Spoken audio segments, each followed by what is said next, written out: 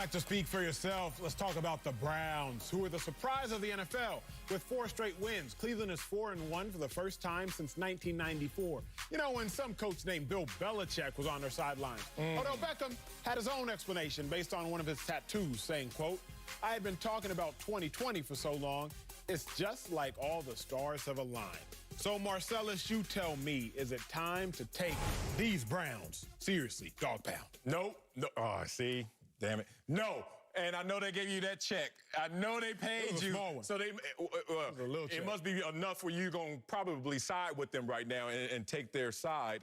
No. I can see this glass ceiling for this team. Can you see it? It's pretty difficult for most people to see the glass ceiling, but I see it for the Cleveland Browns. You know, that same team that had 4-game losing streaks in the last 2 Octobers. Oh, but this is a different team. Okay, you're fine. All right.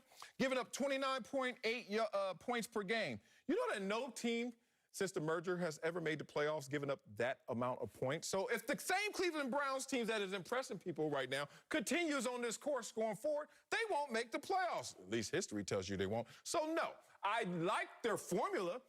Take the ball away on defense, run the ball on offense to protect Baker Mayfield. I like that formula. That sounds great schematically. That sounds great as a philosophy. But in execution, knowing that the Cleveland Browns have been living in futility for many years, and also the fact that their defense is just giving up entirely too many points, I don't see it happening. Here's the issue I have with your logic is that the NFL is showing it's not a Browns issue. You say that the Browns would give up the most points in NFL history to make the playoffs, correct? If they were to make it at this trajectory? I don't think they are. Well, if they were to make it at this trajectory, that's what would have to occur. But the NFL is currently on pace for having the most points scored ever. So it's not just a Browns problem, it's a league-wide NFL problem. A rising tide floats all boats. So if the tide is rising amongst the entire NFL, the tide will rise as well for the Browns. Fish. What if you the rise them too? But I can't just skate over that which you said, which was the winning formula is simple. I said it last week. Can you stop the run? Can you run the ball? Can you win the turnover battle? That's what every coach will tell you before every game as an offense, as a defense. That's the key to winning games.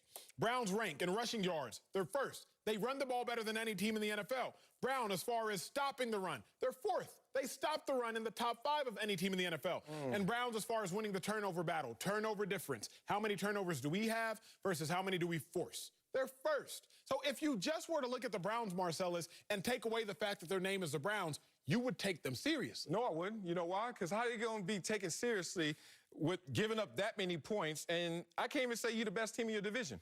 I can't even say you're the second best team in your division. I can say you're third best at best. Look at it. They already played Baltimore. How'd that turn out? Okay, you got to see Pittsburgh twice. On top of now having to see the Raiders, Tennessee Titans, you got to see the Steelers. Look at the schedule right here. Like, the schedule's going to say something to them. We don't know how they're going to perform in those games. You know why?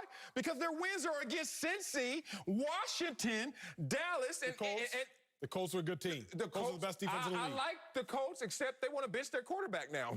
Like, how good are they if they talk about Phillip Rivers? I'm good on you. So the point is, no meaningful wins, and then you got this gauntlet in front of you, and you're third best in your own division. Come on, big dog. I see a glass ceiling. Coming up, Uncle Jimmy will give his thoughts on today's show. You don't want to miss this. Let's speak for yourself. Before we go, let's bring in Uncle Jimmy. What are your thoughts on today's show? Wiley. Yeah. What the hell wrong with you, man? A lot.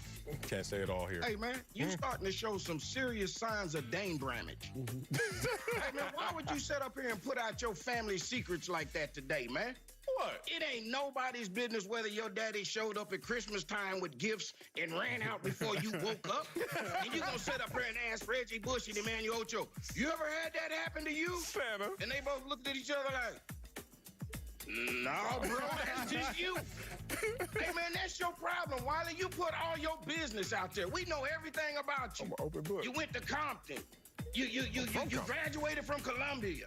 You played for the Chargers, the Cowboys, the Bills. Yeah. And now come to find out, your big goofy ass can't swing. As grown as she is. What I don't understand is, why would you lie? Talking about I was 9 years old and got stitches.